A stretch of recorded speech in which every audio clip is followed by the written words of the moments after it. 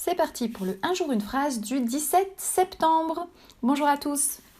Voici la phrase. C'est vrai qu'avec un peu d'organisation, on peut faire plein de choses. Bon, déjà, je suis déjà bien d'accord avec cette phrase.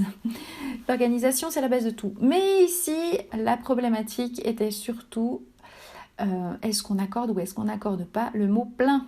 On peut faire plein de choses.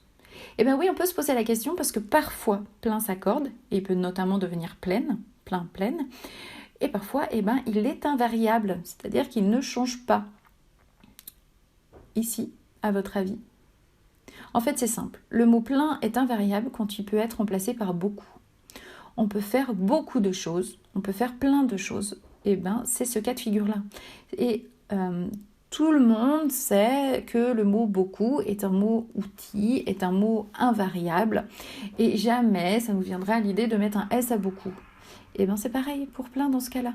Donc, dès qu'on peut remplacer avec beaucoup, on sait que c'est invariable. Et moi, je vous propose, pour vraiment en être sûr, parce que parfois, c'est pas si simple, d'en arriver à cette conclusion-là, d'essayer de le mettre au féminin. Est-ce qu'on peut dire on peut faire plein de choses? Non. Donc, on voit bien qu'on ne peut pas le changer. Donc, si on ne peut pas le changer, il reste invariable. Donc, plein s'écrit P-L-E-I-N et on ne met pas de S, même si derrière, il y a un pluriel. Voilà, j'espère vous avoir expliqué cette petite règle de façon très simple. Vous savez, vous me connaissez maintenant, ma mission est de réexpliquer les règles de grammaire en utilisant le plus possible un vocabulaire facile, compréhensible de tous et en ne partant pas dans des mots trop techniques. Voilà.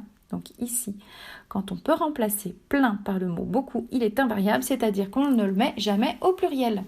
Je vous souhaite une bonne journée, je vous encourage à partager cette vidéo et je vous dis à demain.